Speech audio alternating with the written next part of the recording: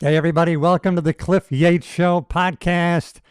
We are live tonight on YouTube, but if you are listening on one of the podcast platforms, because we're all over the place, Amazon Music, iTunes, Spotify, listen, go on over to the YouTube channel, Cliff Yates, the Cliff Yates Show, and check it out and subscribe, share.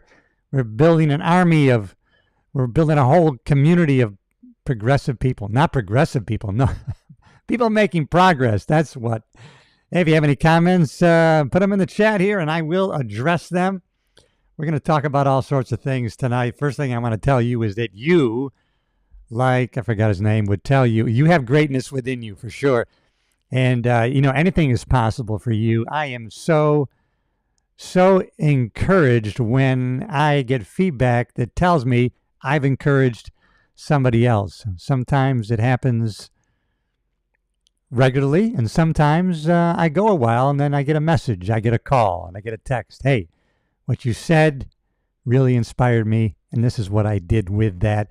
And that's like $1 million to me. That is really all about living with purpose and meaning and gratitude.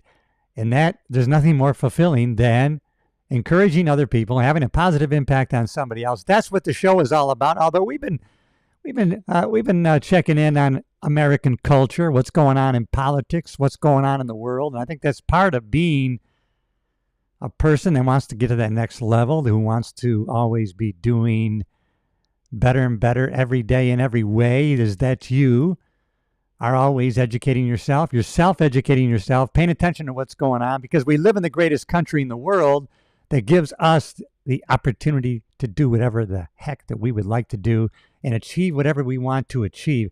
We have the abilities right here in America to do that. And that's why a lot of people come here. They want to come here and have come here and achieved their goals and dreams. If you notice, there are so many people who immigrated to this country, either first, second, third generation, and they've achieved such great goals because they got here, and because of the comparison from where they came from to the opportunities they saw here in America, they achieved so much, and they're very active now in protecting that for other people and for themselves. They're the biggest proponents of keeping America great, and they're all about supporting this country because they've taken advantage of the opportunities, and they've made what they've made by their own, and their dreams have come true. We are in, I got to go to my glasses for the first comment here. Leland, hey, how are you? Hey, the river is, thanks for asking for the river, about the river today. I'm on the St. Lawrence River, so Leland is asking me how it is, because I'm out here on my private island, Elm Tree Island, that you can check in. And you can go to Google Earth and put Elm Tree Island, Hammond, New York, and you will see exactly where I'm at. In the St. Lawrence River, the Thousand Island region. And Leland, the river today was crazy rough today. Matter of fact, I almost filmed it, but then I realized the last time I filmed it and said, look how rough it is. I'm out here in this crazy weather. And people made comments, that ain't nothing. And then I realized the roughness of the water does not translate to video. As crazy as it is, when I look at the playback on the video, it doesn't look so bad. But believe me, today, it was tremendously rough. I mean, it wasn't the roughest I've seen it, but it was really rough today. As a matter of fact, I thought, you know what, tonight I might go to the drive-in. We have a local drive-in here in Alexandria Bay, which is 12 miles from where I'm at.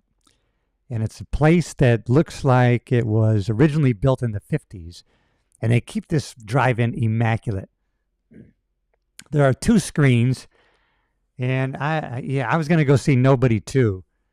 But then I came over from having worked out and gone to the grocery store. Coming back in the boat, it's about a 5-6. Well, today, because of the rough weather, it was about a 15-minute drive because I'm going about 3 knots. And I thought, man, I am not going to the drive-in tonight in this weather. There's no way that I'm going back on the river. And then about 5 o'clock, Leland, the heavens opened up and the rain poured down in buckets for about 30 minutes. And it got chilly. Cold front comes through. And then the rain was done. Sun broke out. And then the river was calm. And so it was about 6. And I thought, I could still make the drive in. But I said, no. Doing the podcast tonight. I'm going live again tonight. And so if you haven't already, please subscribe to the channel, specifically on YouTube here, and join a community of making progress. I'm all about personal growth.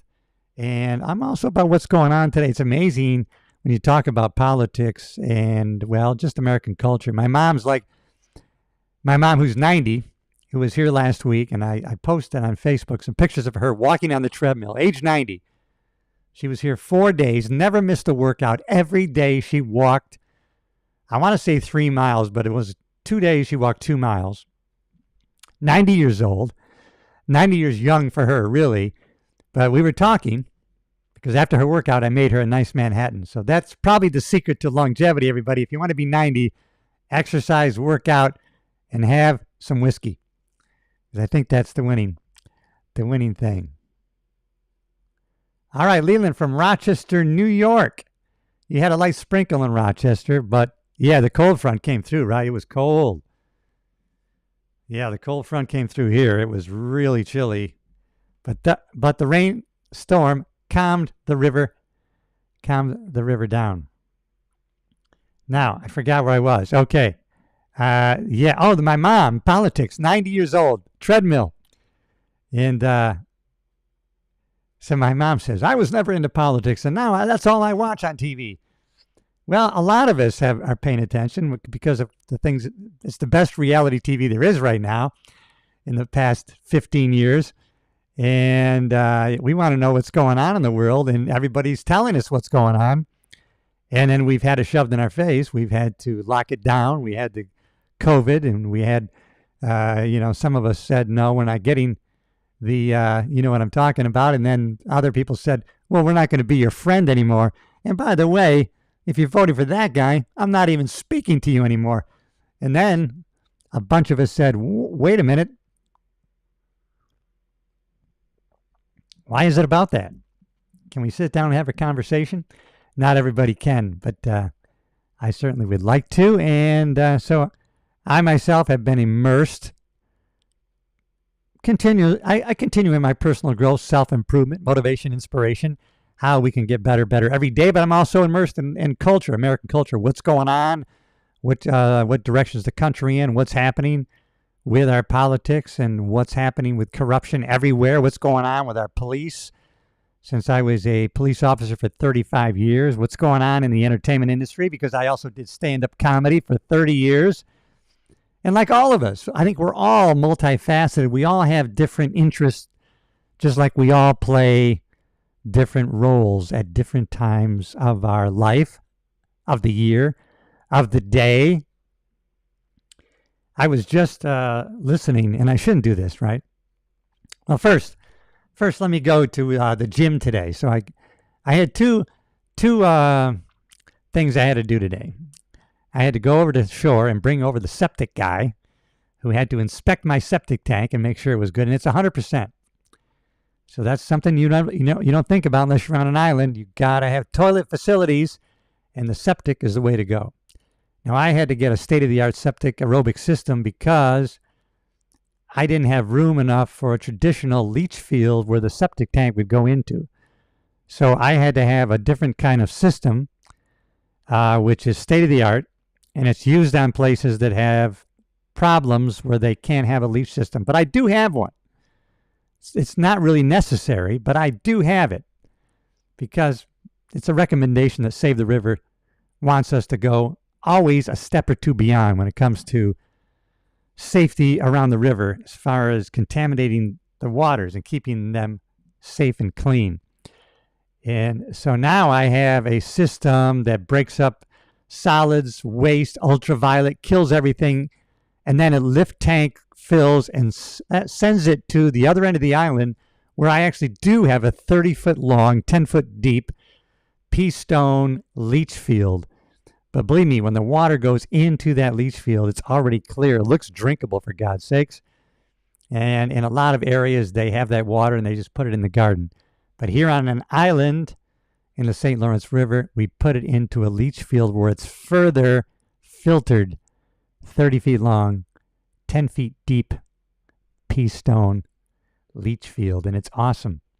Cost a lot of money. Luckily at the time, and they're still doing it to this day, the state of New York is issuing grants to people who are replacing their septic tank systems. So I got a $10,000 grant to help me in putting this new septic system in. But anyways, the septic system was fantastic, 100%. My guy said, my goodness, you won't need to be pumped out for another 2 to 3 years. And it's already been, I've had the system for 5 already.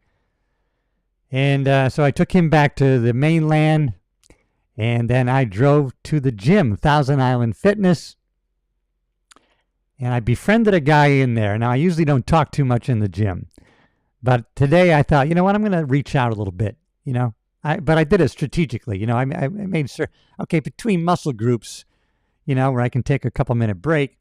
Then I started talking to this young man who's probably in his 60s, this guy, and we got talking, and I found out he's a yacht broker out of West Palm Beach in Florida, where I live also.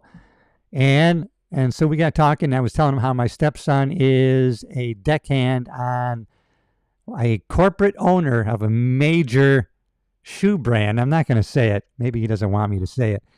But he's the only really full-time employee. Well, they have a full-time captain now. He's on a 97-foot yacht. And the owner of the shoe company, he lives in California, so he's not out to Florida specifically during June, July, August in the hot months. So my stepson kind of gets an easy job while he's gone because he doesn't, they don't charter the boat out. It just sits in the slip there in Miami, and he takes care of the boat, makes sure it's washed off and cleaned, and he accepts deliveries and makes sure, the people that come and clean the bottom, the barnacles, and keep the engines running, and all the systems stay working 100%. So he's there to make sure that happens. But of course, that was interested to the yacht broker, who's been selling yachts since the 90s. And before that, he lived on a boat for over 10 years in Toronto and then somewhere else. So we had a great conversation talking about the yacht broker business and things that are going on in and around the water with different regulations and whatnot. Leland, you're going to get a kick out of this because, listen, so New York State, and now I've got to do this. I'm illegal right now. I am illegal. So in New York State, to operate a boat, you got to have a boating safety course, one that you can take online, and then you're good to go. So now I have a captain's license. All right, I went for, 10 days, 8 hours a day, all about rules of the road, navigation, plotting and planning. I can charter 6 people anywhere on the inland waterways and any waterways within from the intercoastal in the inner lakes and valleys and waterways of the Great Lakes and of the United States. And yet you can have a captain's license, and that does not qualify you for the New York State boater safety compliance. You still have to have that boater safety course, even though you have a captain's license, for God's sakes. That's how, let's face it all comes down to revenue. It's got to, because that doesn't make sense, really, does it? So it doesn't matter. You could be on the water 500 hours in your lifetime, have a captain's license, taking exams and tests, have your TWIC card, which your transit workers ID card, and I've been drug tested 3 times already since I got my captain's license. That doesn't matter. New York State wants you to have your boater safety compliance training. In other words, log on and spend the money to get your certification so that we can have a revenue stream from you. It's not about safety. It's about your damn money, obviously. So I'm going to have to do that. I'll have to do that online. I'll do that. And if I get caught, so be it. I'll say, here's my captain's license. Write me a ticket. But we had a good conversation. As a matter of fact, he gave me his card. because he is going to be at working at one of the vendors for the Fort Lauderdale boat show in Fort Lauderdale. So I will go down there with my stepson this October. I think he said it's the weekend before Halloween, I believe. So I'm going to go down there. He's going to send me tickets, he said. So I'll hook up with him again. So I met a new friend. And man, and I could tell, I forgot what kind of car it was he was driving. All I know it was big bucks. So a yacht broker, I think they do all right for themselves. He's doing all right, but I had a great workout. And from there, I went from the workout to the grocery store, because you learn real quick living on an island. When you're on the mainland, get done with what you have to get done, and take advantage of when you're on the mainland. What do I have to do while I'm here? What stores do I need to go to? What do I have to get back to the island? Because it's work intensive. Now I have to drive from the grocery store with my little bags, my little refrigeration bags, because it's a 15, 20-minute drive back to the yacht club, where I have to transfer all the groceries into the boat, get into the boat, drive out to the island. And today, 15 minutes with the rough weather, and then transfer from the boat into the cottage here, as you see the interior of the cottage right now, live as we speak. And so that was my day today. And I can do nothing more right now but encourage you to do the best you can. I would encourage you to get right with the Lord. I am a Christian. I'm a believer. I'd like you to be a believer too, because there's no greater joy than to know that, listen, being a Christian is going to give you everlasting life. Who else can supply that? And so I'm encouraging you to do. I don't know why I brought this up. I guess because I was just listening to a co-comedian of mine, a co-friend. Well, we're not really friends. Well, we're friends on Facebook, and we have talked. And we have a mutual friend, Joe Nasser, a producer, and Brad Stein is a major comedian who's a conservative comedian and a Christian comedian. He goes around to a lot of churches throughout the year, and now he has a podcast, and he was live today. So I'm influenced by him, because he felt that his job as a comedian, as a speaker, as an actor, is his ministry, and doing his podcast was also a ministry. And he was talking about some of the same questions that I have about the calling and if we're doing the right thing in our podcast. And so sometimes we need to do it for the right thing and not be doing it for the results, which is something I talk about in personal growth. Is first, we need to have activity goals, because we have total control on our activity goals. We have no control on our outcome goals, but we know if we're doing the right activity, we can get the right outcome. So concentrate on activity goals. But he was talking about, you know what? He was talking about something that I said today that wasn't mine. I copied it, but when I had my septic guy over and we were talking about divorce and things that I'm going through and that he's went through, and he was telling me, hang in there and things are going to be okay. And I was telling him, listen, I'm focused always on doing the next right thing. And he liked that. He says, oh, the next right thing. That's a good thing to focus on, the next right thing. Because there's he responded with, there's no way to do the wrong thing in the right way. So it should always be the next right thing. All right, hey, let's get to the news and some of the stuff that's going on, because I found that interesting today.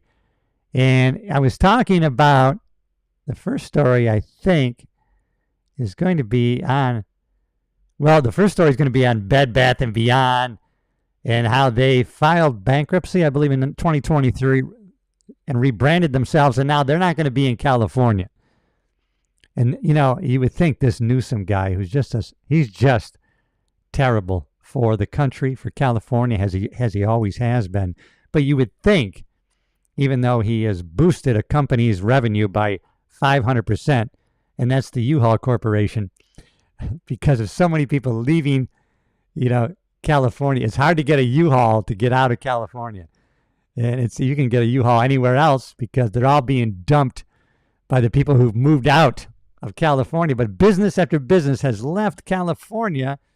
And do you think Newsom says, let's look at what's going on and let's see if we can maybe address some of the issues that people are having in their businesses because they're leaving and taking their revenue with them? And no, he just doubles down on screw you. If you don't like it here, see you later. And he has had no interest in changing anything. And he has no interest now with the LA Sheriff's Department. When you retire, now I retire with no medical disability. I could have filed one on my back, but I just didn't. I felt, you know what? I work out. I'm still able to do. That's bad karma if I'm going to file a disability retirement. No way. So I got my full retirement and no medical. So I paid state income tax. So the minute I moved to Florida, the minute I changed my address, that $800 that was going into the state of California, they put that money in my bank account. And wow, why would you stay there? And you know that California does nothing to keep retirees and their pensions in California. You'd think they would, but no, they don't. And maybe they don't need to because they have plenty of money with $6 a gallon gas that those people have to pay, and I don't have to pay. And I'm not in I haven't been stuck in traffic in 5 years. It's hard to believe. It's been 5 years since I moved out of California. Haven't been stuck in traffic yet in Florida. Came close driving down to Miami. Backed up a little bit, but where I live, no way. So Bed Bath & Beyond joins countless other companies ditching the bad for business California. You think they would get a clue. Despite these troubling economic conditions and many businesses leaving, it seems unlikely that Governor Newsom and the Democrat majority in the legislature will change their ineffective policies. Bed Bath & Beyond recently announced that it will not open or operate any stores in California, a decision that carries significance for both the brand and the state of California. More for the state of California than the brand. The brand protects itself. Why are you going to be in a state where they don't even prosecute criminals if you shoplift less than $900? They're not even going to come and see you. This iconic American retail chain has made memorable moments for many. After filing bankruptcy in 2023, like I was saying, and closing all its stores, it was online retailer Overstock.com that stepped in to acquire the brand's assets, rebranding them as Beyond Incorporated. Fortunately, Bed Bath & Beyond emerged from its bankruptcy and reopened its first store in Nashville, Tennessee this year.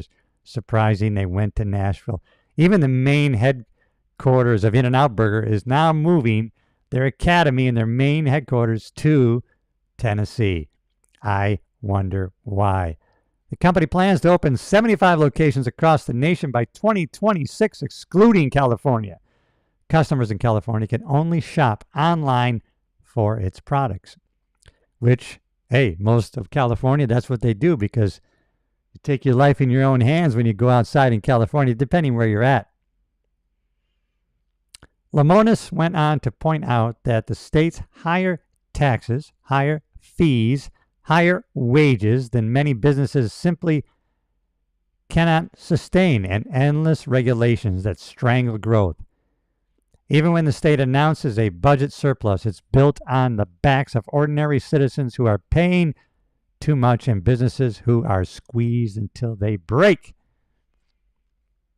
Hey, I got another brother that's kind of piping in. I'm going to put Edward Heberly. Hey, Cliff, how's it going? I'm ready for a good stream. Well, you got one, brother, right here. I've been encouraging people ever since I came on live, and I want to do the same to you.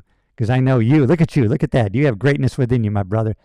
And so, hey, nothing encourages me more than encouraging other people. It's getting me fired up right now. You can tell my speech is starting to get more rapid. Thanks for checking in, brother. If you haven't already, I know you're subscribed to the channel. You're one of my favorites. Share it with somebody who needs. We're going over some news topics right now.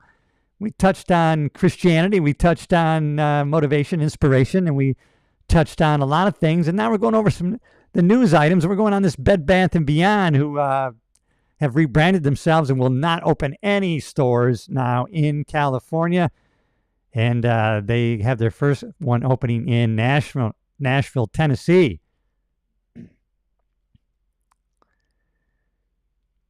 Therefore, when a business leader of Lemonis' stature announces his withdrawal from a state, the governor should not only take notice, but also reach out to learn how to address the situation. Like we were saying, you'd think Newsom would say, hey, wait a minute, what's going on here? Too many people are leaving, taking their cash with them, and I want the best for my citizens. But no. He says, hey, don't let the door hit you on the ass on the way out, which is not the proper response for someone I think is probably, let's face it, he's already putting himself in position to run for president of the United States. Good luck, because people are not going to buy this guy, and the ones that are due are going to be in the minority. That's what I say. The governor should not only take notice, but he should reach out to learn how to address the situation. Attracting and retaining business investments is a fundamental responsibility of any governor, crucial for generating tax revenue, creating jobs. But no, California's Democratic governor, Gavin Newsom, is not that kind of guy or governor. Rather than focusing on the responsibilities of governing, he appears to be in a perpetual campaign mode, always eyeing a higher office, specifically the presidency of the United States. As a result, he spends his time chatting with influencers on his podcast, imitating President Trump. He's been doing this. Now he's got a guy or two guys that are tweeting for him, and they're talking about they're trying to talk tough like Trump, except Trump, that's him naturally. And Newsom, it's unnatural. And they were showing a clip today, which I had forgotten, in one of I think it was a presidential debate, where they said, if Newsom's best friend can't trust him with his wife, how can we trust him with the country?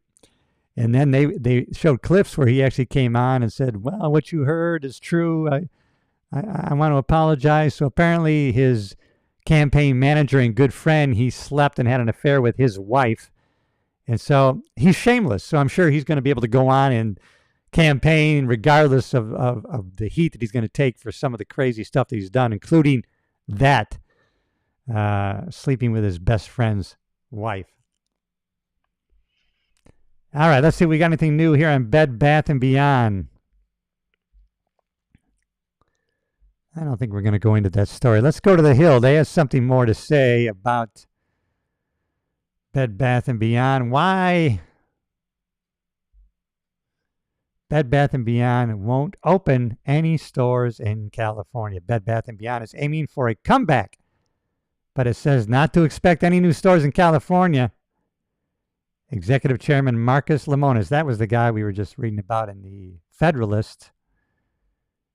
He says that no way, they're not going to be opening any more stores. See if I can get to the... It's been a multi-year journey for the popular home goods brand that went defunct in 2023 after the chain went bankrupt. Overstock.com, as we said, acquired the intellectual property, rebranded as Beyond Incorporated, and relaunched the Bed Bath & Beyond domain online. Earlier this year, Beyond took an ownership stake in Kirkland's Incorporated, a home decor chain with around 300 stores nationwide. Kirkland's has since rebranded as the Brand House Collective and plans to roll out Bed Bath & Beyond home stores by converting existing Kirkland stores. Okay, so we know what they're going to do there. All right, that's it. How about Cracker Barrel? I've been to a Cracker, I almost said never, but I've been to a Cracker Barrel once. And I've never heard of them being racist or any crazy stuff like that. I know they had, as far as I know, they just had American Southern type food.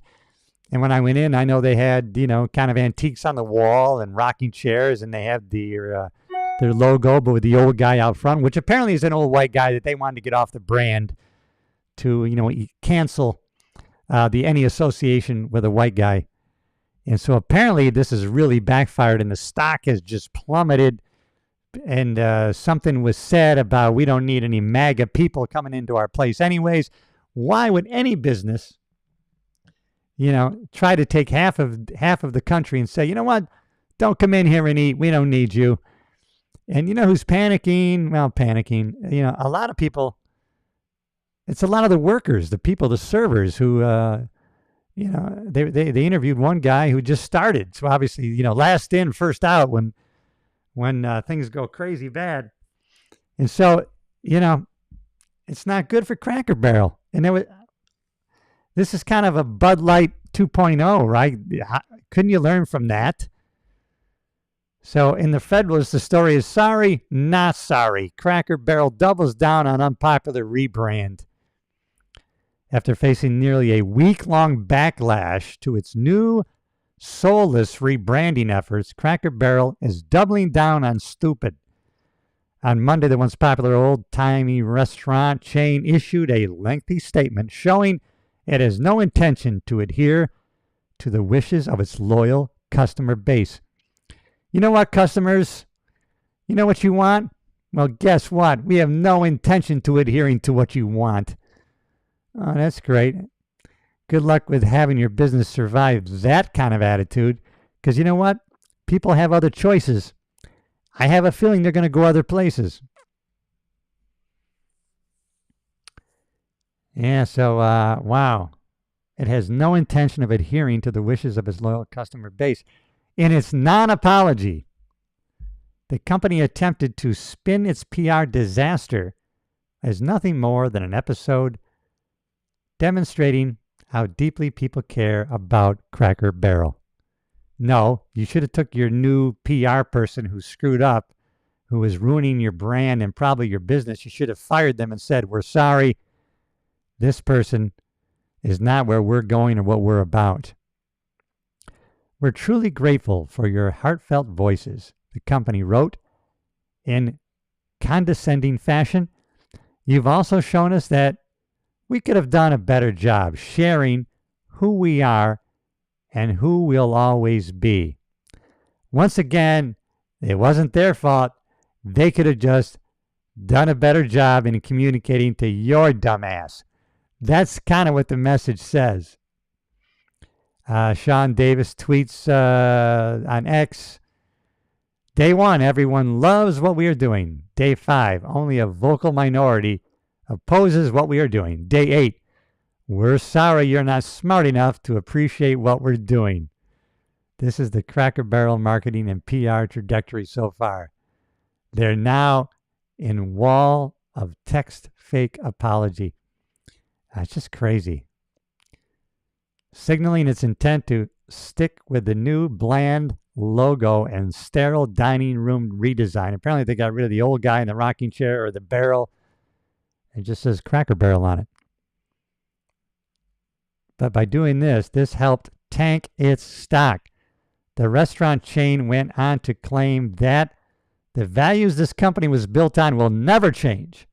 It further contended the things people love most about our stores aren't going anywhere.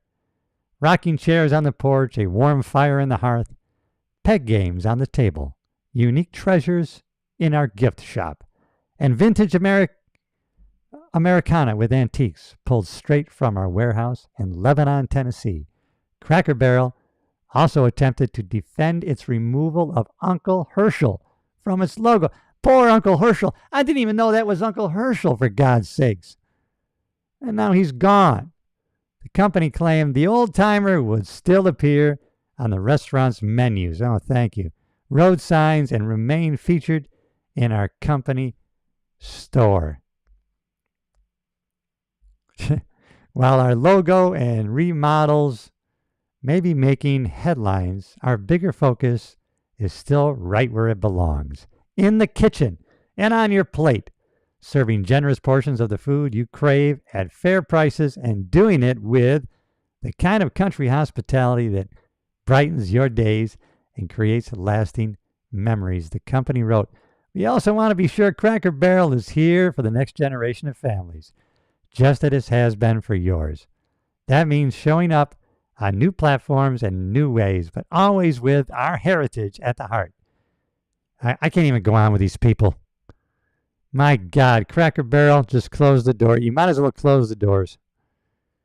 I don't know. That's what I'm thinking. Oh, let's listen to this from Fox. Girls, you have no idea how powerful Hold this on. morning Let me trick mute with this here until I get to what we're... Let's listen to Fox. Back. Cracker Barrel suffering yet another loss Its stock opened slightly down today after losing $100 million in value last week. The popular Southern-style restaurant chain catching heat from customers who were very upset about its, quote, woke rebrand. And now we're getting a look at one of the company's top investors, Gilbert Davila, who became... Lost $100 million in value last week. Oh, yeah. That's great rebranding. A member of the company's board of directors in 2020. He has an extensive background in DEI, according to the company's investor website. Davila heads up a consulting... You know what DEI stands for? Didn't earn it. That's what DEI stands for. ...company that is, quote, a leading multicultural marketing diversity and inclusion and strategy firm in the United States. Gross. Emily, after all of the missteps that we've seen from various corporations, and you can put Bud Light at the top of the list, and just how much market share they lost after a couple of beer cans, did Cracker Barrel really not see this coming? I guess not. And that's what makes it so disheartening is I thought, A, that we were past that sort of frantic, emergent point in history where the... First of all, I love Emily Campagno. And listen, she is sharp as a tack, number one. Number two, she's a police supporter. And I've seen her videos out there shooting guns with the police. She backs the blue, smart as hell. But I'm not going to leave the room today without, I have to comment. One of the most beautiful women, sexy women that I've ever seen. So you got smart, back the blue, and just gorgeous, isn't she? Leave a comment if you agree. I mean, come on. These companies felt that they needed to spend a lot of their shareholders' money and income on these firms. I mean, when you talk about what industries have been sort of concretized here, to know that there are such a thing as strategy firms of DEI and that this wokeness has become truly this very important industry, that's where...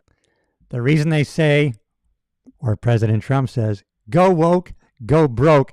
Here's another example, you dummies. The money went. And the irony is that Cracker Barrel and these companies are paying so much of their money to these firms, and it's a sham, it's a Ponzi scheme, because all they get out of it is the complete gutting of their customer base. What I don't understand is what possessed them to have this kind of refresh in the first place, because there's something to be said for, let's be innovative and let's take this to the new generation. But that doesn't mean an erasing of what the logo was about and what the culture was about, which is why it was beloved. That's the whole thing. You don't mess with what's broken. Apparently, Snoop Dogg took his nephew, I believe, to a Disney movie and then just talked about on a podcast. He said, I didn't sign up for this, beep, because he encountered a woke scene that he said was ridiculous. And I can't believe I subjected a child to this. So This is only going to keep. Do a better job of marketing your business if it's great. Do a better job of hospitality, serving others. Then that goes to... let's go back to my yacht broker that I met today. He was talking about some trips that he took overseas to, was it Taiwan? It wasn't. I brought up Philippines. Maybe it was Taiwan. And I was talking about another place that I know they have great safe streets. Singapore, yes, no crime in Singapore. But he was just talking about hospitality. And even on the airlines, he said by these other countries and their airlines, I think it was an Asian airline, how we are into service, they are into hospitality. He was at somewhere and he expressed something, and they opened up the restaurant for him, specifically for him, just for him to have a meal. And it was just, and I was talking to him about a book that I've talked about many times called Unreasonable Hospitality. It's about a manager who worked at a restaurant in New York City. I think it was 11 Madison was the name of the restaurant. Unreasonable hospitality. That's what I try to do with you people. I want to serve you in an unreasonable way. Thanks for checking in. If you haven't already, subscribe to the channel. Right now, we're looking at this clip with Emily Campagno reacting to this Cracker Barrel ignorance. get the green beans and a sweet potato. They are delicious. Yes. It is part of my regular Cracker Barrel order, where my Aunt Kathy has been a server for 2 decades. Well, if you want to change the logo, fine, but leave the food alone. Although, do you think anyone ever was driving up to a Cracker Barrel and said, look at that logo, I'm not going in there? No. I'm going in there, and when I'm done going in there, I'm going to sit on the rocking. Yeah, what was the problem with the logo? I mean, no one said, look at that logo. I'm not going to eat in that place. Look at that old white grandpa. That's a racist restaurant. We will not be eating there. There is no way. I never associated Cracker Barrel with, I guess you can associate a cracker with whiteness because people will call white people crackers. I didn't think it had anything to do with the restaurant or the logo. I could be wrong. Chair for a good 4 hours and read a book. Grab me some tchotchkes while you're Got it. Hey everyone, I'm Emily Campagno. Catch me and my We know you're Emily Campagno and you're beautiful and smart and you back to blue. One reason why. All right, let's go to another story here. And let's go to some more ICE arrest. You know what? People were talking about, and I feel the same way. People were talking about how I don't want to have the National Guard in our streets. I don't want the National Guard. But these mayors, chiefs of police, they're not doing their jobs. People are dying in the streets. It's crazy when they're comparing Chicago to Kuwait and Beirut and now, so Trump rightfully decides, listen, this is the capital of the United States, right? Out of his own money and contributors' money, he's redoing the ballroom of the White House, right? Because that's where you entertain dignitaries from all over the world. Every president's going to benefit from this. He's not spending any taxpayer money on this, but he rightfully says, wait a minute, this is the capital of the United States of America. This is where we entertain dignitaries from all over the world. Tourists come here, and this is a representation of American government. And it's a dangerous, dirty piece of crap place. No, he said this should be the flagship of what America is about. It should be it should be clean, immaculate, and safe. And so what did he do? He threw out those National Guards, supports the police. He goes on patrol himself, buys pizza, hamburgers for all the troops, and he leaves the National Guard, rides along with the cops. And they've made over 1,000 arrests in D.C., and now they haven't had a homicide. The other day it was a week. Now I think it's been 8 or 9 days without a homicide. They were having a homicide every other day before that. So just this week, 5 or 6 more people are alive, and it would be almost unbelievable that the left, Democrats, are mad about that.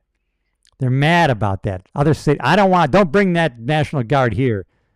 You let my citizens keep getting killed in the streets, you would think they would be welcoming to safety. But I understand, a lot of people like myself, we are law enforcement people. We want law enforcement to be effective, respected, and putting bad guys and gals in jail, locking them up. And, but we don't want a police state. But that's the whole idea. If you have an effective police force where you have law and order, you arrest people, they're in there on bail that is appropriate for the crime they committed for the protection of the people before they go to court. We don't want that person out if they might be a danger based on the crime they've committed. So bail is to secure appearance at the next court date, but also it takes into consideration the dangerous to the public if this person is released into society. And now we've gotten rid of that. People just are released cashless bail. Unbelievable, crazy. But if law enforcement is effective, efficient, and aggressive, and they're able to do their jobs, then crime plummets, crooks go other places, and or they're in jail, and so they can't be doing repetitive crimes, and therefore it's safe, just like what happened to Washington. All of a sudden, after a week, Democrats were saying, well, you know what? It's been 2 years since I've taken my family out to dinner in Washington because it's not safe. And this week we went out to dinner. And so now people were flooding the restaurants, which means the restaurants are busy serving people. They need more servers, more jobs, trickle up economics, and then everybody wins. But isn't that the right thing to do? This is the flagship city. We represent American government. Why would we be one of the most unsafe cities in the nation? Mayor, you're not doing your job. Chief of police, you're not doing their job. And of course, the judges are not doing their jobs. And so now Trump takes the handle, and just look at the results. But yet, people are pissed at Trump. What does he have to do? Cure cancer? They'll probably put him in jail for that. You know it's true. All right, let's go to the Federalist about some of these ICE arrests here. If I can push the right button, I can see what it says here. Exclusive ICE arrest. Oh, they arrest convicted killer, pedophile, traffickers, and more. Worst of the worst. See, that's what they're doing. The left and the Democrats would like you to believe they're just dragging citizens out of their houses. Over the weekend, ICE officers arrested some very violent people, including a criminally illegal immigrant paroled from a voluntary manslaughter sentence. While Democrats spring to the aid of criminal illegal immigrants, U.S. immigration and customs enforcement agents continue to clear the nation's streets of the worst of the worst. I don't know how the Democrats can be for the protection and defending criminals instead of for the protection and defending of citizens. I mean, for me, it's not right or left, Republican, Democrat, but I'm only going by what people do who are those things. It's an ideology that I can't buy into. Over the weekend, ICE officers arrested some very violent illegal immigrants, including pedophiles, drug traffickers, abusers, and other violent thugs, a senior Department of Homeland Security official told the Federalist in his statement. From parole to deportation. The list of the apprehended includes Zheng Choi, a 53-year-old California resident, of no surprise, and South Korean national convicted in 2020 of voluntary manslaughter, according to Department of Homeland Security documents exclusively provided to the Federalist. In 2017, Choi assisted a male companion, Sang Ji, who murdered his wife, Yoon Clara Ji.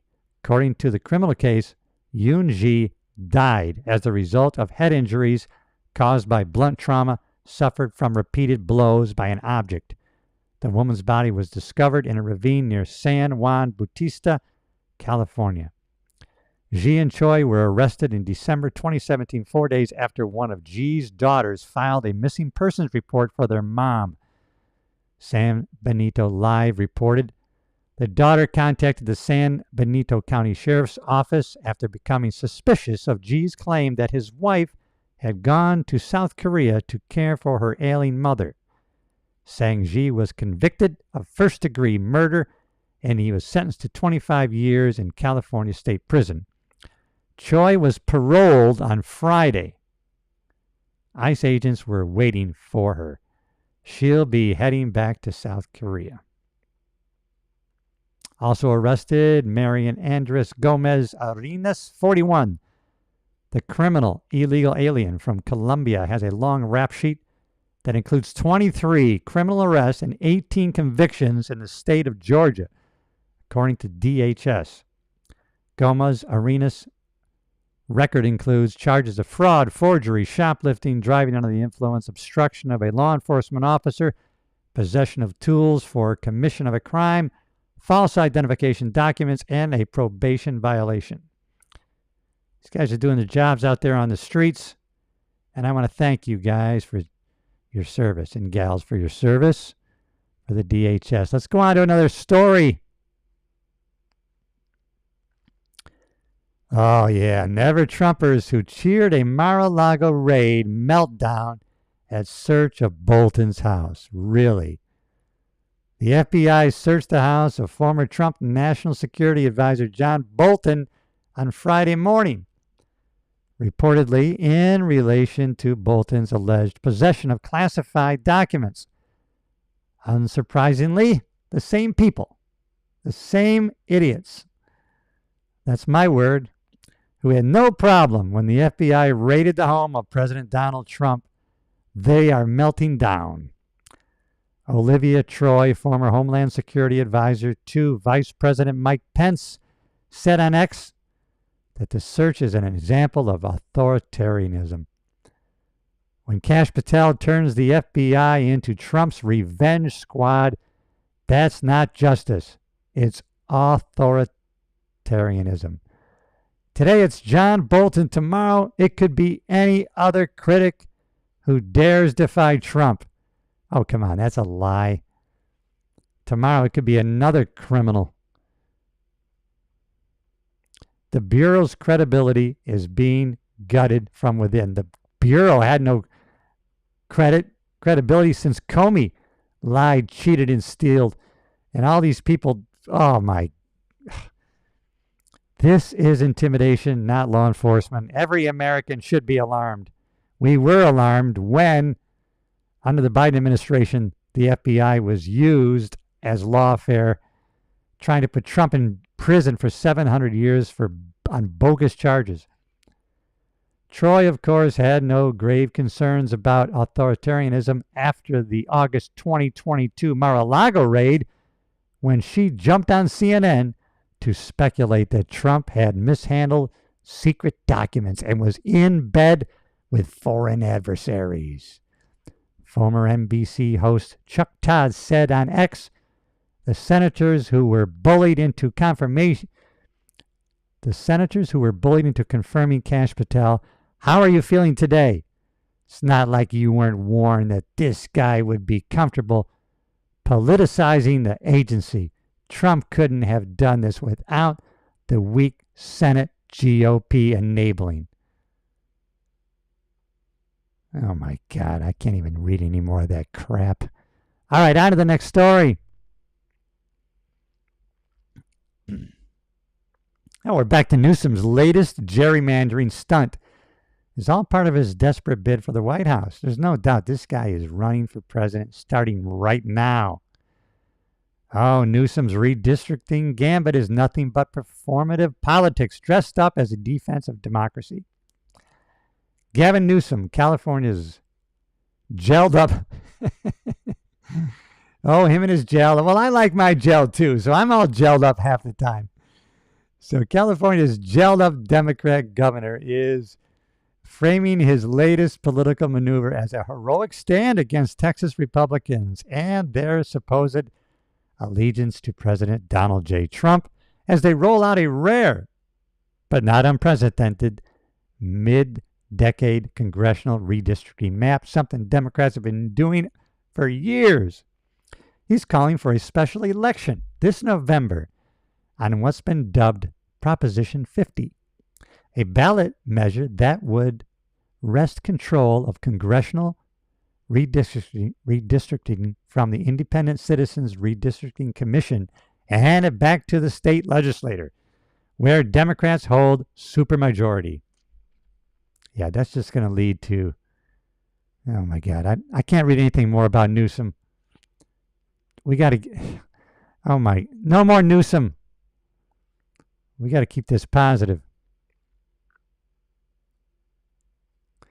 Now this is interesting. I saw some numbers today where the Democrats had lost 2.1 registered voters, and the Republicans had gained 2.4 million registered voters for a net loss of over 4 million from the Democratic Party. And why? Because they go into these crazy woke agendas and ideology that even most young people are not buying into. And let's see, Democrats are sounding the alarm on new data, which is showing they are losing voters to Republicans across the country. A devastating New York Times report Wednesday showed that of the 30 states that maintain voter registration records, by political party, Democrats fell behind Republicans in all of them between the 2020 and 2024 elections. In total, Republicans added up to, as I was saying, 4.5 million voters compared to Democrats, creating a huge hole that could set Democrats back for years. I think it should be an alarm for the party Democrat strategist Eddie Vail.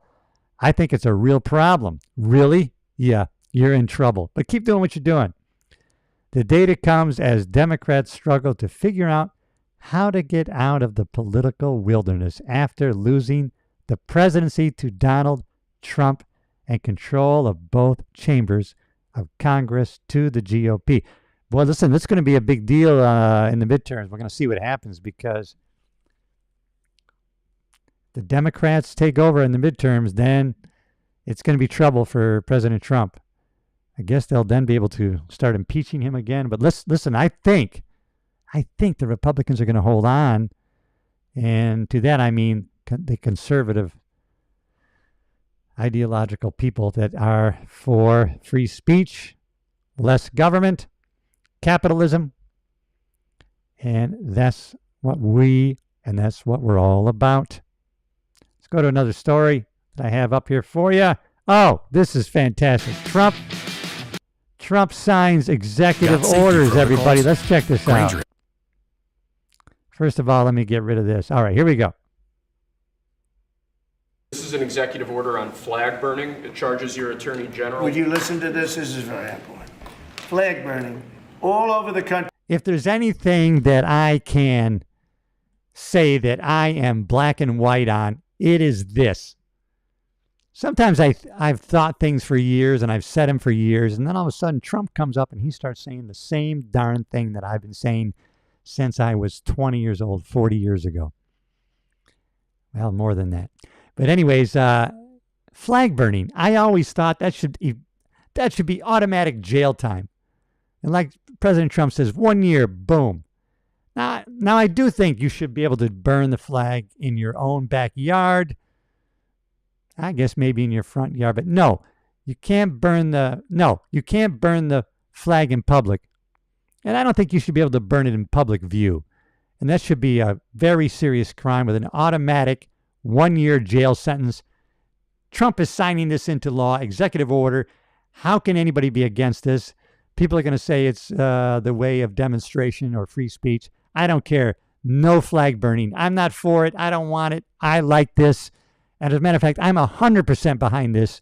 I will never waver. There's no argument against it in my mind. Let me know what you think in the chat. Let me know. Flag burning, automatic jail sentence. They're burning flags. All over the world, they burn the American flag. And as you know, through a very sad court, I guess it was a 5-4 decision, they called it freedom of speech. But there's another reason, which is perhaps much more important. It's called death.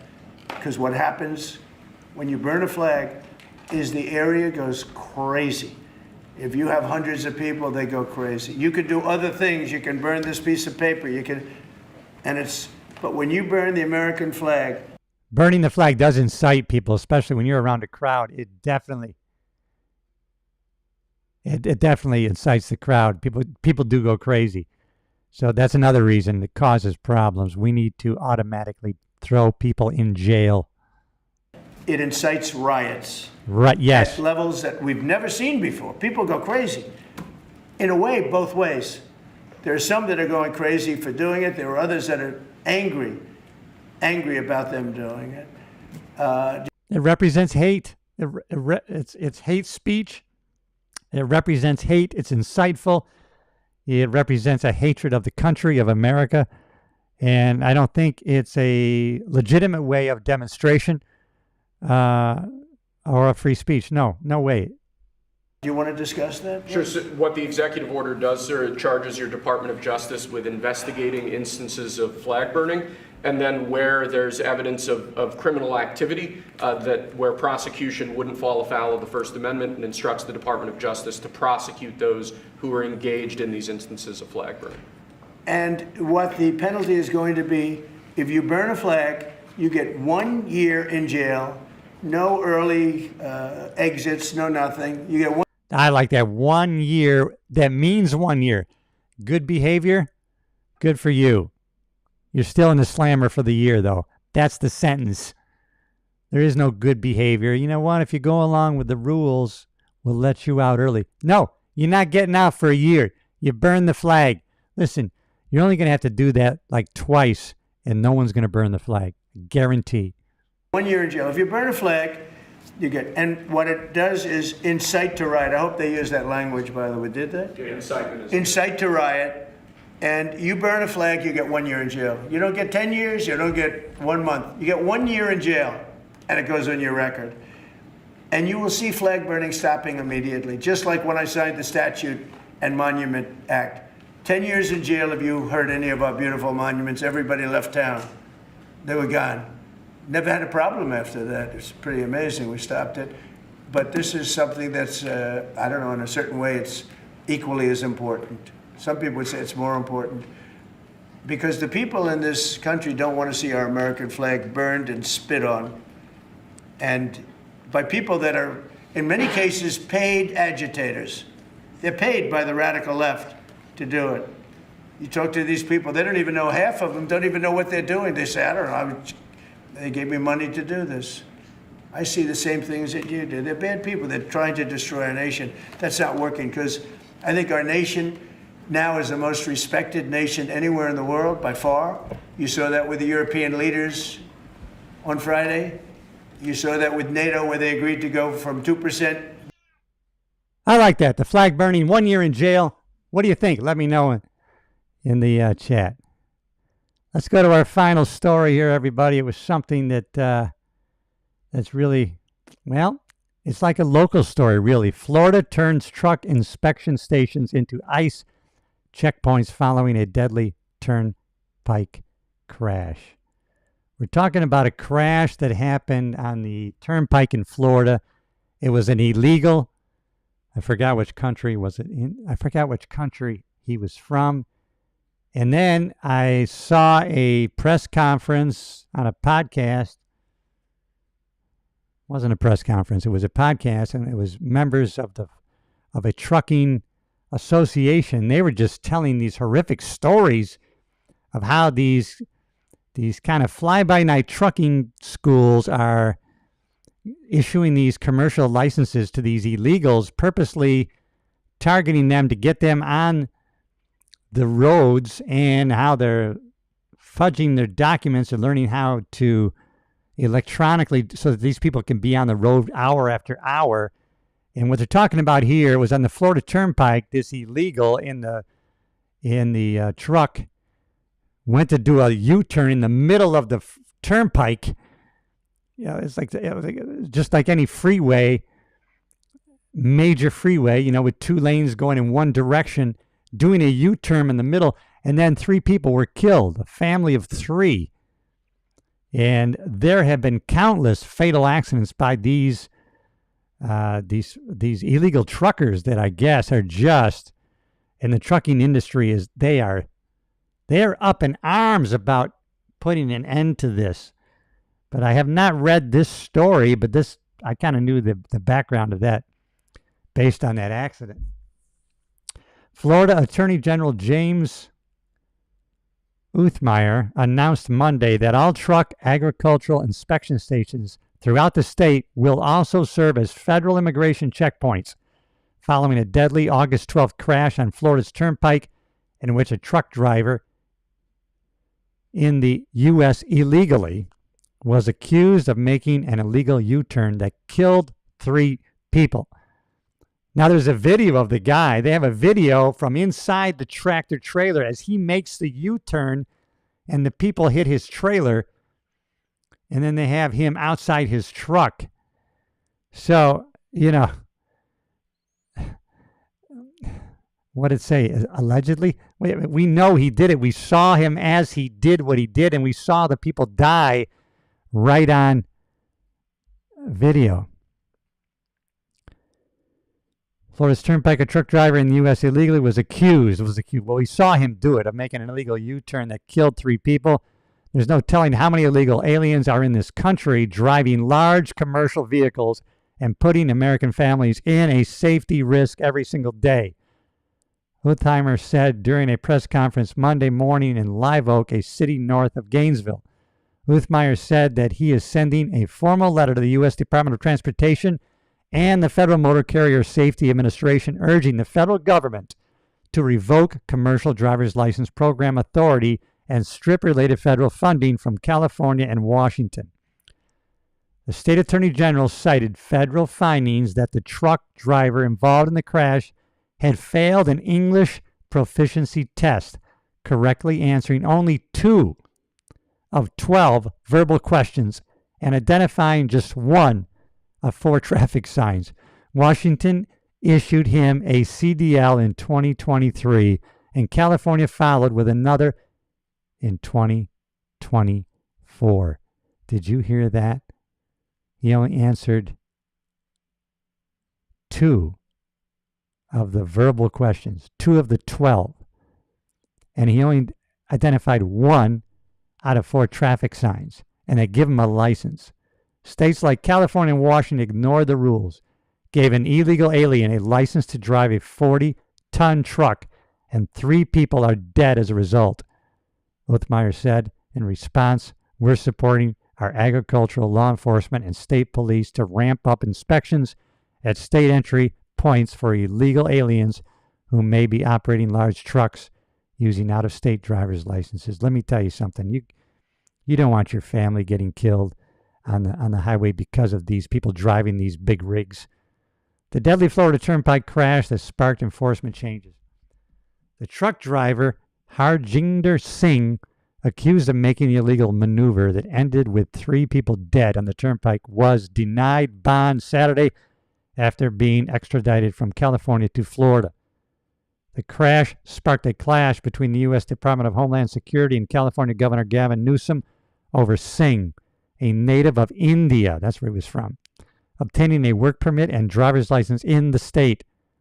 The Trump administration said Singh was in the U.S. illegally.